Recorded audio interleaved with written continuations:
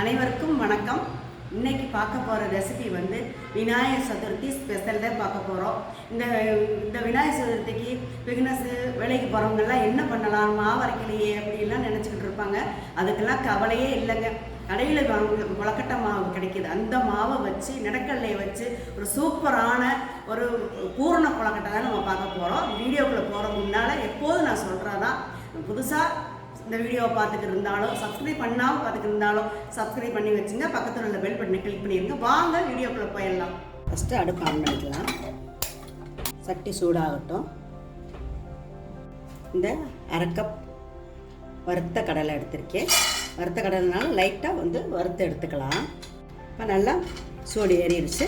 போகிறோம். இந்த பல்ஸ் அதில் போட்டு ஒரு அடித்து எடுத்துக்கணும். நல்லா கடலை ஆறிடுச்சு. இப்போ மிக்சியில் ஒரு ஓட்டு ஓட்டிக்கலாம். பாருங்கள், ஒரு ஓட்டு ஓட்டி எடுத்துகிட்டு அரை கப் வறுத்த வேர்க்கடலை எடுத்தோம். இது அதே அரை கப்பில் நாட்டு சக்கரை எடுத்திருக்கேன். அடுப்பில் சாஸ்பேன் வச்சுருக்கேன். 2 டேபிள் ஸ்பூன் வந்து நல்லா துருவி எடுத்த தேங்காயை அதில் போட்டுக்கலாம். மிக்ஸ் பண்ணி விடலாம். இப்போ இந்த நாட்டு சக்கரை போட்டுக்கலாம். வேர்க்கடலையும் போட்டுக்கலாம். போட்டு நல்லா மிக்ஸ் பண்ணி விடலாம். 1 டீஸ்பூன் நெய் விட்டுக்கலாம். நல்லா மிக்ஸ் பண்ணலாம்.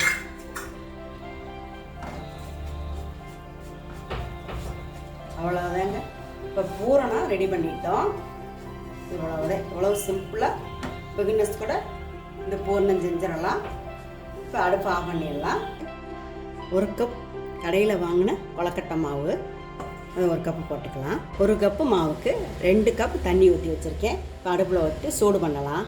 அடுப்பை ஆன் பண்ணி தண்ணி நல்லா சூடாகட்டும். கொஞ்சம் உப்பு போட்டுக்கலாம். கொஞ்சம் நல்லெண்ணெய் ஊற்றிக்கலாம். தண்ணி நல்லா கொதிக்குது. இப்போ அடுப்பு ஆஃப் பண்ணிடலாம். இப்போ கொஞ்சம் கொஞ்சமாக அந்த மாவில் ஊற்றி நல்லா கரண்டி காம்பு ஏதாச்சும் பார்த்து ஊற்றணும். கொஞ்சம் கொஞ்சமாக நல்லா ஊற்றி மிக்ஸ் பண்ணணும். இன்னும் கொஞ்சம் ஊற்றிக்கலாம்.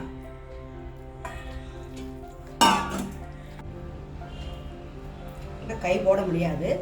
கொஞ்சம் ஆறட்டும். பொறுக்கிற அளவுக்கு வர ஊட்டி பிசைஞ்சு பார்க்கலாம். நல்லா மாவு நல்லா ஆறிடுச்சு. இந்த மாவை கொஞ்சம் எடுத்து இந்த வாழைலாம் எடுத்திருக்கேன். கொஞ்சம் எண்ணெய் ஊற்றி அப்படியே மேலே தேய்ச்சி விட்டுக்கலாம். உருட்டி வச்ச மாவை எடுத்து லேசாக அப்படியே தட்டணும். செஞ்சு வச்சு இந்த பூரணத்தை கொஞ்சம் அதில் வச்சுக்கணும்.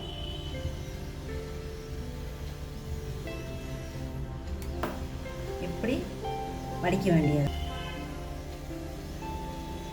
ஓரத்தெல்லாம் இது போல் ஒதுக்கி விட்டுறணும். இன்னொன்று செஞ்சிடலாம். ஒரு இலையில வச்சு இப்படி தட்டணும். எவ்வளோ பூர்ணம் வேணுமோ அந்த அளவுக்கு வச்சுக்கிட்டு இதுலேயும் செஞ்சு பார்க்கலாம். குழச்சி வச்சுட்டு கொஞ்சம் மாவு எடுத்து அதில் அப்படியே எல்லா பக்கமும் வர்ற மாதிரி நல்லா தேய்ச்சி வச்சுக்கணும். இன்னும் கொஞ்சம் மாவு எடுத்து இந்த சைடையும் இப்படி நல்லா செஞ்சு வச்சுக்கணும். கொஞ்சம் பொருளை எடுத்து வச்சு விடணும்.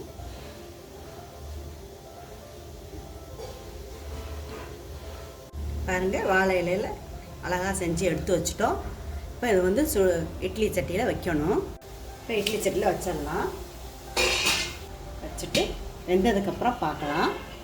இப்போ இது எப்படி வெந்திருக்குன்னு பார்க்கலாம். நல்லா வெந்துருச்சு. விநாயகர் சதுர்த்திக்கு பூரண கொழுக்கட்டை நீட்டாக நம்ம செஞ்சுட்டோம். நீங்களும் இது போல் செஞ்சு பார்த்துட்டு எப்படி இருக்குன்னு உங்கள் கருத்துக்களை கமெண்ட் பாக்ஸில் சொல்லுங்கள். நன்றி. அடுத்த வீடியோவில் பார்க்கலாம்.